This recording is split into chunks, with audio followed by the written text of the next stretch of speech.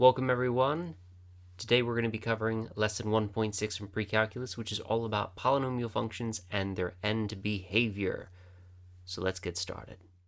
All right, so the first big idea we have is the left and right ends of a polynomial graph either go up forever or down forever. That's why we draw arrows in their general directions. And we use notation to represent the directions those arrows go analytically. So graphically, we can see them very, very nicely, but analytically, we use notation for that. In Algebra 2, you probably used what's known as arrow notation, which is this notation here. As x goes towards infinity or negative infinity, depending if you're going left or right, f of x, or y, is going towards positive or negative infinity, depending if you're going up or down.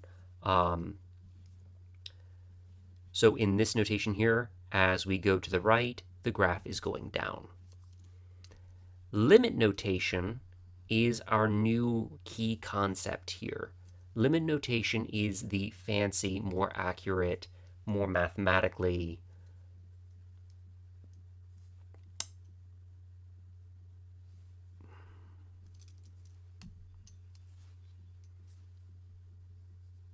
all right, so our first big idea is the idea that for a polynomial function, its ends either go up or down, or a combination of both, forever.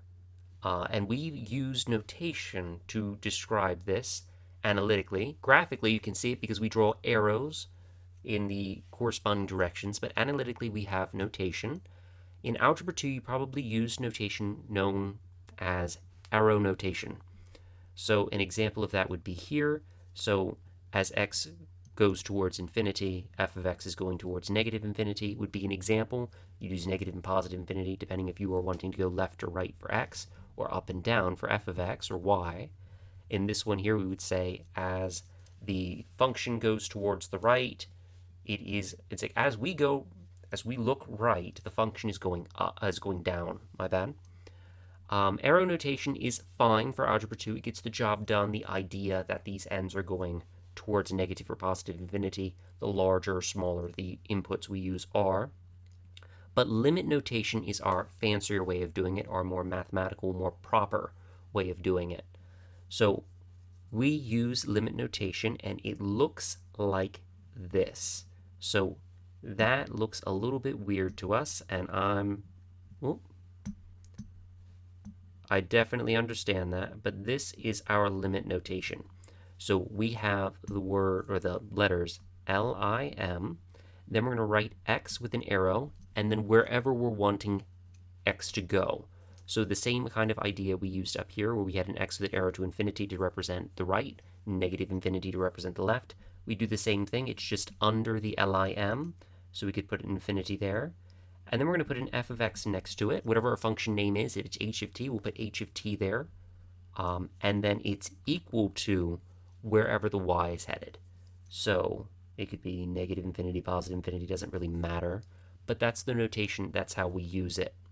So here are 4 different variations that we're going to use to describe polynomial end behavior.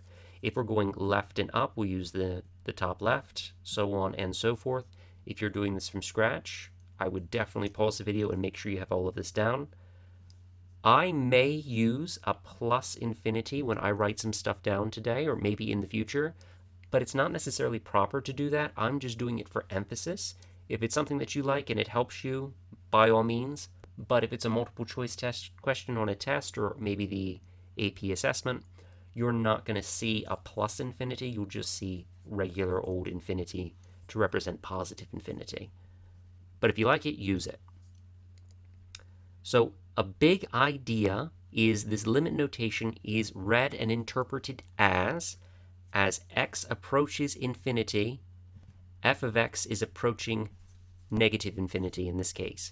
So as x approaches something, f of x or y is approaching something else. We use this limit notation to describe getting as close as we can to something without necessarily getting there, which is why it can equal infinity. Normally that's not like a thing that we can do, but because limit notation describes approaching something, we can approach infinity. We can get close to it. We just can't get there. Limit notation is something that's going to come up a lot, and I mean a lot, in calculus. So you'll get more used to it as time goes on throughout this class, and you'll get to see it and use it a lot then as well. So if you're like, this is really weird for me, you'll have time. You're okay, I promise. So here we have a function defined graphically, and we're going to use limit notation to describe its ends. So if I look at the left is going down, and if I look at the right is going, well, it is not going up, it is going down as well. So we could cheat and go back up to the chart, or we can just do it from scratch. Whoop, that is foreshadowing. We have the limit as x approaches negative infinity, and we're going to do the left first. I'm going to emphasize this now. I'm not going to use, like, this represents the left, this represents the right often, but I'm doing it now for emphasis. So the limit as x approaches negative infinity for f of x, going down would be negative infinity. So left is down. The right, we would write the limit as the limit as x approaches infinity, or positive infinity, of f of x is equal to negative infinity as well. So you can write it in any order you want, but it's read limit x f of x equals something. Hopefully that's not too bad, just really using that chart. Now we get to draw something. Super fun. I'm giving us the limit notation. We now have to draw a polynomial that meets those specifications. So if we look, the first thing we're going to look at is the x's. This is the negative infinity, this is positive infinity, so this is the left, this is the right, this is up, and this is down. So the left is going up and the right is going down. So the first thing I'm going to do on my graph is let's draw some arrows. Now the cool thing is, with the question designed like this, there is an infinite number of answers. I only care about where the arrows are going. I have no care in the world what the function looks like, so you can get as creative or as simple as you want. But we can do something like that, and that's perfectly fine, because that meets the definition of a polynomial, and its ends are going in the correct directions. So this is all great. We can tell graphically how to use this notation, what the ends are supposed to do, and the behavior of the ends. But how about analytically? That seems a little bit more challenging, right? Well, we have a methodology. We have a way of handling that. And what we're going to do is we're going to look at that leading term. So remember, it's the term of the polynomial that has the largest exponent, or the degree. And we're going to look at both its degree and its leading coefficient. But we don't care specifically what the numbers are. What we care about is whether the degree is odd or even, and if the leading coefficient is positive or negative. If the degree is even, it means that both the left and the right side have the same behavior. They're either both going up or both going down. Those are the only two options. Odd means that they're going in different directions. One's up, one's down. How we tell which one does what is through the positive or negative leading coefficient. If the leading coefficient is positive, the right side is going up. Negative, the right side is going down. Well, how do we figure out the left? We use the degree. Same for even, opposite for odd. So, if I have this f of x here, that is this long, super long polynomial with 7 terms, I only care about the leading term, which is this 7x to the 6th. Its degree is even, and its leading coefficient is positive. So, because the leading coefficient is positive, the right side goes up.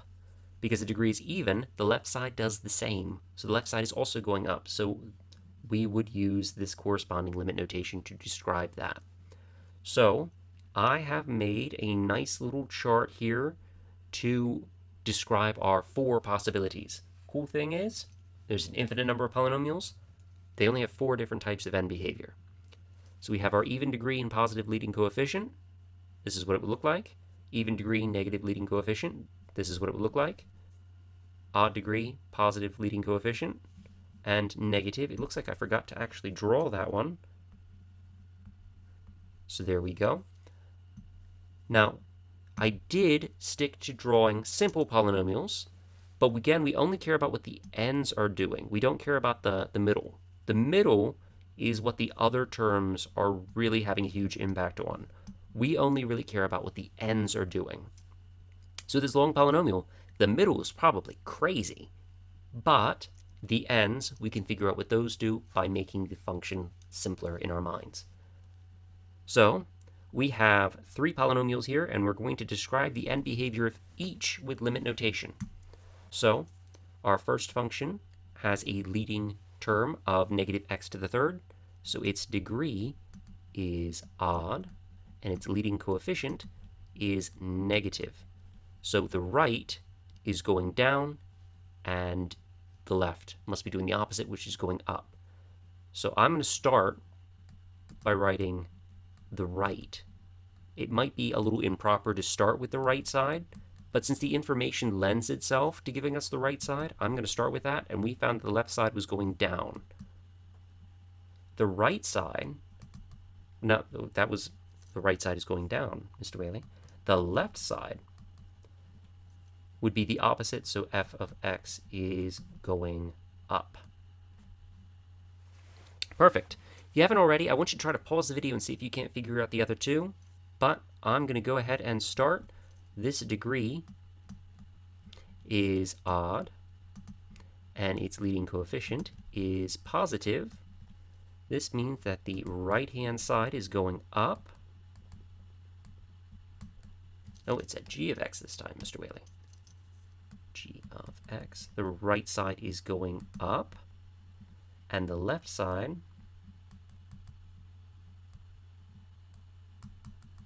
is going down. Again, if you're having trouble figuring out which one's which, look at the sign of the x, or for right now, just to make sure you're comfortable, you can write above them which one represents what.